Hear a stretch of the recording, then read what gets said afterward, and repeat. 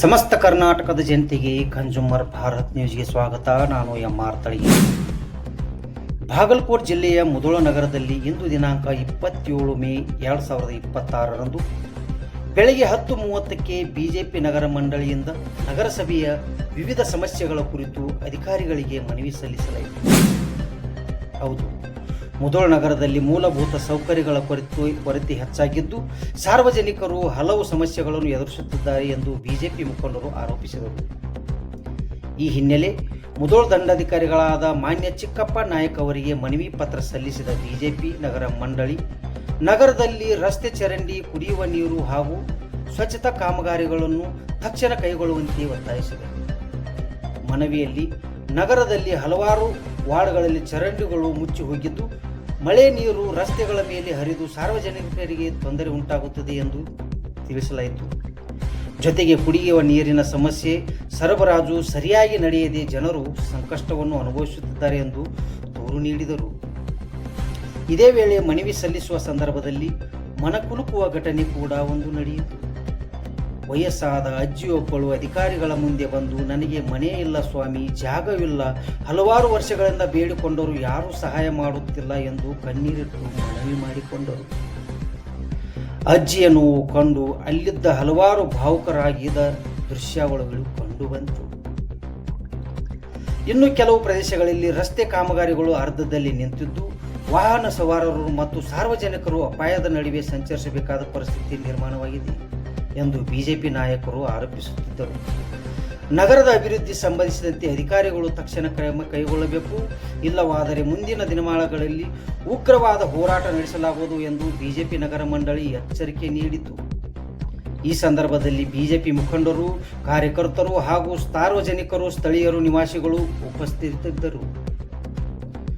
ಇಂಥ ಸ್ಥಳೀಯ ಸುದ್ದಿಗಳಿಗಾಗಿ ನೋಡ್ತಾ ಇರಿ ಕನ್ಸ್ಯೂಮರ್ ಭಾರತ್ ನ್ಯೂಸ್. ನಮಸ್ಕಾರ. ಸರ್, ರುಕ್ಮವಲ್ ಉಂಡೇರಿ ಮೋಹನ್ ಲೌಂಡಿ. ಏನ್ ಕೆಲಸ ಮಾಡ್ತೀರಿ ನೀವ್ರಿ? ಬಾಂಡೆಕ್ ಹೋಗ್ಕನ್ರಿ ತೆಂಗಿನಕಾಯಿ ಮನಿಗೆ. ಸರಿ, ಯಾವ ಏರಿಯಾದಾಗ ನಿಮ್ಮ ಮನಿ ಇರೋದು? ನಮ್ಮದ್ರಿ ಮನಿ ಅಲ್ಲಿ ಬೂಟ್ ಲೋನ್ಯಾಗ್ರಿ. ಹಿಂಗ್ ಒಳಗ್ ಮನಿಗೊಳ ಅದಾವ್ರಲ್ರಿ ಸಂಧ್ಯಾಗ, ಅಲ್ಲೇ ಒಳಗೈತಿ. ಏನ್ ಮನಿ ಬಿದ್ದತ್ರಿ? ಏನ್ ಮನಿ ಜಾಗ ಇಲ್ರಿ? ಏನ್ ಇಲ್ರಿ, ಜಾಗನಿಲ್ಲ ಮನಿನೂ ಇಲ್ಲಾರ, ಮನಿನೂ ಇಲ್ಲ. ಇಲ್ ಸರಿ ಸರಿ. ಬಾಡಿಗೆನರ ಬಾಡಿಗೆ ಇಲ್ಲಿ ಕೊಟ್ಟು ಸಾಕಾಗ ಇದು ಮುನ್ಸಿಪಾಲ್ಟಿ ಬರೋದ್ ಬಿಟ್ಟನ್ರಿ. ಅಂದ್ರ ಅವ್ರ ಒಟ್ಟ ಬಾಡ್ಗಿನ ಅದಾರ್ರಿ, ಅವ್ರ ಮನಿನ ಇಲ್ಲ. ಕೊಟ್ಟು ಸಾಕಾಗಿ ಒಂದು 100 ವರ್ಷ ಆತ್ರಿ. ಅದೇನ್ ಹೂ ಅಂತಾರ ಆತು. ಮತ್ತೆ ಏನ್ ಮಾಡೋದು, ಸಾಕಾಗಿ ಬಿಟ್ಟು. ಅಂದ್ರೆ ನಗರಸಭೆಯಲ್ಲಿ ಯಾವ ಒಂದು ವಿಷಯಕ್ಕೂ ಸ್ಪಂದಿಸತ್ತಿಲ್ಲ. ಯಾಕಂದ್ರೆ ಮೂಲಭೂತ ಸೌಕರ್ಯ ಏನೇನ್ ಬೇಕಂತಂದ್ರೆ ನಮ್ಗೊಂದು ಚಲೋ ರೋಡ್, ಒಂದ್ ಗಟರ, ಆಮೇಲೆ ಒಂದು ಕಸ ವಿಲೇವಾರಿ ಮಾಡೋದಿರ್ತದ, ಆಮೇಲೆ ಒಂದು ಬೀದಿ ದೀಪ ಆಯ್ತು, ಒಂದ್ ಬಲ್ಬ್ ಆಯ್ತು. ಇದನ್ನ ಯಾವ್ದೋ ಒಂದು ವಿಷಯಕ್ಕೆ ಅವ್ರು ಸ್ಪಂದಿಸ್ತಾನೆ ಇಲ್ಲ. ಎಷ್ಟೋ ಸಲ ಸಾರ್ವಜನಿಕರು ಮುನ್ಸಿಪಾಲ್ಟಿಗೆ ಹೇಳಿದ್ರ, ಅದ್ ನಮ್ದಲ್ರಿ, ನಮ್ ಏರಿಯಾ ಬರಂಗಿಲ್ರಿ, ಬ್ಯಾರೆ ಏರಿಯಾ ಬರ್ತದ. ಆಮೇಲೆ ಯಾವ್ದೇ ಒಂದ್ ಕಸ ವಿಲೇವಾರಿ ಮಾಡ್ಬೇಕಂತಂದ್ರೆ ಇದು ನಮ್ ಗಾಡಿ ಅಲ್ರಿ, ಬ್ಯಾರೆ ಗಾಡಿ ಬರ್ತದ ಅಂತ ಹೇಳಿ ಒಂದ್ ಉಡಾಫಿ ಉತ್ತರ ಕೊಡ್ತಾ ಇದಾರ. ಇದಕ್ಕ ಎಲ್ಲಾ ಸಾರ್ವಜನಿಕರು ಬೇಸತ್ತು. ಆಮೇಲೆ ಪಕ್ಷದ ವತಿಯಿಂದನೂ ನಾವು ಒಂದು ಬೃಹತ್ ಪ್ರತಿಭಟನೆಯನ್ನು ಹಮ್ಮಿಕೊಂಡಿದೀವಿ. ಅದರ ಪ್ರಕಾರ ನಾವು ಒಂದು ಮನವಿಯನ್ನು ಮಾಡಿದ್ವಿ. ಅದ್ರ ಪ್ರಕಾರ ನೋಡೋಣ ಎಷ್ಟ ಅವ್ರು ಸ್ಪಂದಿಸ್ತಾರ. ನಾವು ಮುಂದಿನ ನಡೆ ಏನಂತಂದ್ರ, ನಾವು ಬರೇ ಭಾರತೀಯ ಜನತಾ ಪಕ್ಷದಿಂದ ಅಷ್ಟ ನಾವೊಂದು ಪ್ರತಿಭಟನೆ ಹಮ್ಮಿಕೊಳ್ಳೋದಿಲ್ಲ. ಯಾಕಂದ್ರೆ ನಮ್ ಸಾರ್ವಜನಿಕರು ಗೊತ್ತಾಗ್ಯದ ಇದು ಒಂದ್ 3 ವರ್ಷ ಎಂತ ದುರಾಡಳಿತ ನಡೆದ, ಅವ್ರ ಹೆಂಗ್ ಸ್ಪಂದಿಸಾಕತ್ತಾರ ಅಂತ ಹೇಳಿ ನಾವ್ ಯಾರು ಸಾರ್ವಜನಿಕ ಕರೀದ ಬೇಡ. ಅವರ ಸ್ವಯಂ ಪ್ರೇರಿತವಾಗಿ ಅವ್ರಾಯ್ತು, ಮಹಿಳೆಯರಾಯ್ತು, ನಾವೊಂದು ದೊಡ್ಡ ಮಟ್ಟದ ಒಂದು ಹೋರಾಟ ಮಾಡ್ತೀವಿ ಅಂತ ಹೇಳೋದಕ್ಕೆ ಇಷ್ಟಪಡ್ತೇನೆ. ನಗರಸಭೆ ಅಧಿಕಾರಿಯಾಗಿರ್ತಕ್ಕಂಥ ಕಾಶಿ ಅವರಿಗೆ ನೇರವಾಗಿ ನೀವು ಅವ್ರ ಮೇಲೆ ಆಪಾದನೆ ಮಾಡ್ತಾ ಇದ್ದೀರಿ, ಹೌದಾ?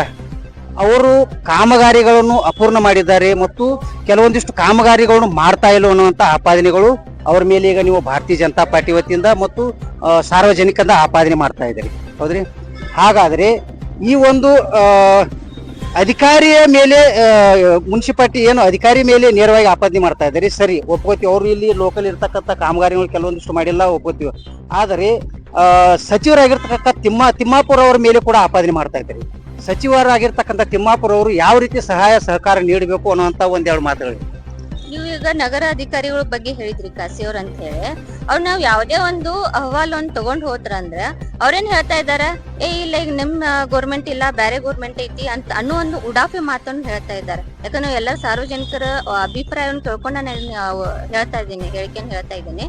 ಆಮೇಲೆ ನಿಮ್ ಗೌರ್ಮೆಂಟ್ ಇದ್ದಾಗ ಇತ್ತು, ಈಗ ಬ್ಯಾರೆ ಗೌರ್ಮೆಂಟ್ ಐತಿ ಅನ್ನುವಂಗ ಒಂದು ಕಾಂಗ್ರೆಸ್ ಏಜೆಂಟ್ ತರ ಅವ್ರ ಒಂದು ವ್ಯವಹಾರ ಮಾಡ್ತಾ ಇದ್ದಾರೆ. ಇದ್ರ ಜೊತೆಗೆ ಶಾಸಕರ ಬಗ್ಗೆ ನೀವೇನ್ ಕೇಳ್ತಾ ಇದ್ದೀರಿ, ಅವ್ರ ಶಾಸಕರು ತಿಂಗಳಿಗೊಮ್ಮೆ ಒಂದ್ ವಿಸಿಟ್ ಮಾಡಿ ಹೋಗ್ಬೇಕು. ಬರೇ ಅಲ್ಲೇ ಕುಂತ್ ನಾ ಬಗೆಹರಿಸ್ತೀನಿ ಅಂತಂದ್ರೆ ಆಗೋದಿಲ್ಲ. ಯಾಕಂದ್ರೆ ಸಾರ್ವಜನಿಕರ ಮೂಲಭೂತ ಸೌಕರ್ಯ ಅಂತ ಇಲ್ಲಿ ಗ್ರೌಂಡ್ ಲೆವೆಲ್ ಆಗಿ ಬಂದಾಗ ಗೊತ್ತಾಗೋದ. ಯಾಕಂದ್ರೆ ಒಂದ್ ರೌಂಡ್ ಹೊಡೀರಿ ನೀವು ಗೊತ್ತಾಗ್ತೈತಿ ನಮ್ಗೆ ಮೊದಲು ಮುಧೋಳ ಹೆಂಗಿತ್ತು, ಈಗಿನ ಮುಧೋಳ ಹೆಂಗದ ಅಂತ ಹೇಳಿ. ಮೊದಲು ಸ್ವಚ್ಛ ಮುಧೋಳ ಅಂತ ಹೇಳಿ ರಾಷ್ಟ್ರೀಯ ಒಂದು ಪ್ರಶಸ್ತಿನ ತಗೊಂಡದ. ಆದ್ರೆ ಇವಾಗಿನ ಪರಿಸ್ಥಿತಿ ನೋಡಿದ್ರ ಓಣಿ ಆತು ಗಲ್ಲಿ ಅಂತೂ ಬರೇ ಕಸನ ಕಾಣಿಸ್ತದ. ಈಗ ಟ್ಯಾಗ್ ಬಂದದ, ಗಲ್ಲಿ ನೀರು ಅಂತ ಹೇಳಿ. ಆಮೇಲೆ ಗಲ್ಲಿ ನಲ್ಲಿ ಅದಾವ, ಆದ್ರ ನಲ್ಲಿ ಒಳಗ್ ನೀರೇ ಇಲ್ಲ ಅಂತ ಹೇಳಿ ಇಂತ ಟ್ಯಾಗ್ ಬರಾಕತ್ತಾವ. ಆಮೇಲೆ ಒಂದ್ 5ನೇ ಒಂದು ಸೌಭಾಗ್ಯವನ್ನ ಏನ್ ಕೊಟ್ಟಿವ್ ಅಂತಂದ್ರ ಕಸದ ಸೌಭಾಗ್ಯ ಒಂದ್ ಕೊಟ್ಟಿವ್ ಅಂತ ಹೇಳಿ ಇಂತ ಟ್ಯಾಗ್ ಬರ್ತಾ ಇದಾವ. ಯಾಕಂದ್ರೆ ಇದು ನಮ್ಮ ಮುಧೋಳಕ್ಕ ಒಂದ್ ಅಸಹ್ಯಕರ ಒಂದು ಟ್ಯಾಗ್ ಲೈನ್ಸ್. ಇವನ್ನೆಲ್ಲ ನೀವು ಗಮನ ಹರಿಸ್ರಿ. ಆಮೇಲೆ ಒಂದು ಸರ್ಕಾರಿ ಆಸ್ಪತ್ರೆ ತಗೊಳ್ರಿ, ಆಮೇಲೆ ಒಂದು BCM ಹಾಸ್ಟೆಲ್ ಆಯ್ತು, ಆಮೇಲೆ ಅಂಬೇಡ್ಕರ್ ವಸತಿ ನಿಲಯ, ಅವ್ರ ತಮ್ಮದೇ ಒಂದು ಸಮುದಾಯದ ಒಂದು ವಸತಿ ನಿಲಯ ಎಷ್ಟು ಅವ್ಯವಸ್ಥೆ ಇದೆ ಅಂತ ಒಂದು ಸಲ ಹೋಗಿ ನೋಡ್ರಿ. ಅಲ್ಲಿ ಒಂದು ವಿದ್ಯಾರ್ಥಿನಿಗೆ ಮೂಲಭೂತ ಸೌಕರ್ಯನೂ ಸಿಗ್ತಾ ಇಲ್ಲ. ಅವ್ರು ನಮ್ಮಲ್ಲಿ ಒಂದು ಅಹವಾಲನ್ನು ಎಷ್ಟೋ ಸಲ ನಮ್ಗೆ ಹೇಳಿದ್ರು. ಒಂದ್ ನೀರಿನ ವ್ಯವಸ್ಥೆ ಆಯ್ತು, ಒಂದ್ ಬೆಡ್ ವ್ಯವಸ್ಥೆ ಆಯ್ತು. ಬೆಡ್ ವ್ಯವಸ್ಥೆ ಹೇಳ್ಬೇಕಂತಂದ್ರೆ ಒಂದು ರೂಮ್ ಒಳಗ ಒಂದು 9-10 ಜನ ಒಂದ್ ಕುರಿ ಹೆಂಡಿ ತುಂಬಿದಂಗ ಅವ್ರು ಒಂದ ರೂಮ್ನಾಗ ವಿದ್ಯಾರ್ಥಿಗಳು ಇದಾರ. ಆಮೇಲೆ ಒಂದು ಸಣ್ಣ ವಸ್ತುನ ಅವ್ರು ಕೊಡಾಕ ರೆಡಿ ಇಲ್ಲ. ಯಾಕಂತಂದ್ರೆ ಎಣ್ಣೆ ಆಯ್ತು, ಬುಕ್ಸ್ ಆಯ್ತು, ಆಮೇಲೆ ಊಟದ ವ್ಯವಸ್ಥೆ ಹೆಂಗಂತಂದ್ರೆ ಹುಳ ಇದ್ದಿದ್ದ ಅವ್ರಿಗೆ ಊಟನು ಕೊಡ್ತಾ ಇದಾರೆ. ನಾವೇ ಒಂದ್ ಕಣ್ಣಾರ ಒಂದು ನೋಡಿದ್ದೊಂದು ದರ್ಶನ ಅದ. ಇದರ ಜೊತೆಗೆ ಹಾಸ್ಪಿಟಲ್ ಒಂದು ಆಸ್ಪತ್ರೆಯಲ್ಲಿ ಮೊನ್ನೆನ ಒಂದ್ 2 ತಿಂಗಳಲ್ಲಿ ವೈದ್ಯಾಧಿಕಾರಿಗಳನ್ನು ಇದ್ದಿದ್ದಿಲ್ಲ, ಗೈನಕಾಲಜಿಸ್ಟ್ಗಳು ಇದ್ದಿದ್ದಿಲ್ಲ. ಎಷ್ಟೋ ಮಹಿಳೆಯರಿಗೆ ಇದೊಂದು ಅನಾನುಕೂಲ ಆಗಿತ್ತು. ನಾವ್ ಯಾವಾಗ ಇದನ್ನ ಪ್ರತಿಭಟನೆ ಮಾಡ್ತೀವ ಅಂತ ಅಂದ್ವಿಲ್ಲ, ಆದ್ರೆ ಹಿಂದಿನ ದಿನ ಒಂಚೂರು ಸರಿಪಡಿಸ್ಕೊಂಡಾರೆ ಅವರು. ಎಷ್ಟೋ ಗರ್ಭಿಣಿಯರು ವಾಪಸ್ ಹೋಗೋದು, ಆಮೇಲೆ ಜಿಲ್ಲಾಸ್ಪತ್ರೆಗೆ ಕಳ್ಸೋದು, ಇಂತ ಒಂದು ವ್ಯವಹಾರ ಅಲ್ಲಿ ನಡೆದ. ಇದನ್ನೊಂದೊಂದು ಸರಿಪಡಿಸ್ಬೇಕಂತ ಹೇಳಿ ನಾನ್ ಕೇಳ್ಕೊತೀನಿ. ಈಗ ಮಹಾರಾಣಿಕೆರೆಗೆ ಅಷ್ಟ ಸಂಬಂಧ ಇಲ್ಲ. ಫಾರ್ ಎಕ್ಸಾಂಪಲ್ ನಾನೇ ಇದು ನನ್ ಮನಿ ಮುಂದ್ ನಡೆದ್ರದಂತ ಒಂದ್ ಸನ್ನಿವೇಶ. ಗಟ್ರ ಸ್ಟೋರ್ ಆಯ್ತು. ಈಗ ರೀಸೆಂಟ್ 2 ಸರಿ ನಾನು ಕಂಪ್ಲೇಂಟ್ ಮಾಡಿದ್ದೀನಿ. 2 ಸರಿ ಮಾಡಿದ್ರು ಇವತ್ತು ಕೊಟ್ರೆ 5 ದಿನದ ನಂತರ ಬಂದಾರ. ಪ್ರತಿದಿನ ಕಾಲ್ ಮಾಡೋದು, ಒಬ್ರಲ್ಲ ಇಬ್ರಲ್ಲ 4-5 ಜನರಿಗೆ ಕಾಲ್ ಮಾಡಿದ್ರು ಸರಿಯಾಗಿ ಬಂದಿಲ್ಲ. ಆಮೇಲೆ 5 ದಿನದ ನಂತರ ಬಂದಾಗ ಅದು ಯಾಕೆ ನಾವು ಕಾಲ್ ಮಾಡಿದ್ವಿ ಅಂದ್ರೆ ಗಟ್ರ ಸ್ಟೋರ್ ಆಗೈತೆ ಅಂತ ಹೇಳಾಕತ್ತಿದ್ವಿ. ಆ ಗಟ್ರ ಸ್ಟೋರ್ ಆಗೋದ್ರ ಮೂಲಕ ಆ ಗಟ್ರ ನೀರ್ ಭಾಳ ಅಂದ್ರೆ ಡಿಸ್ಟೆನ್ಸ್ ನಮ್ ಗಟ್ರಿಗೆ ಮತ್ ನಮ್ಮ ಇರೋ ಬಿಲ್ಡಿಂಗ್ ಎಷ್ಟೈತೆ ಅಂದ್ರೆ 20-25 ಫೀಟ್ ಅಷ್ಟ ಐತಿ. ಆ ಗಟ್ರ ಸ್ಟೋರ್ ಆಗಿದ್ದ ಕಾರಣಕ್ಕೆ ನಮ್ ಬೋರ್ವೆಲ್ಗೆ ಆ ನೀರ್ ಬಂದೈತಿ. ಬೋರ್ವೆಲ್ನಾಗ ಬುರುಗ್ ಬರೋದು, ಸ್ಮೆಲ್ ಬರೋದು, ನೀರಿನ ಕಲುಷಿತವಾಗಿ ನೀರ್ ಬರೋದು, ಇದು ಸ್ವಯಂವಾಗಿ ಆಗೈತಿ. ಇದು ಬರೇ ಕೆರೆದಂತ ನನಗೇನ್ ಅನಿಸ್ಲಿಲ್ಲ. ಇದ್ ಮತ್ತೆ ಇಲ್ಲಿ ಎಲ್ಲೆಲ್ಲಿ ಸ್ಟೋರ್ ಆಗತೈತೆ ಅನ್ನೋದು ಅದು ಜಲ ಇದು ಮಾಡ್ಲಿಕ್ಕತೈತೆ ಅನ್ನೋ ಅಂತರ್ಜಲ ಏನೈತಿ, ಗಟ್ರ ನೀರನ್ನ ಜಗ್ಲಿಕ್ಕತೈತೆ ಅಂತ ನನಗ ಅನಿಸ್ತದ.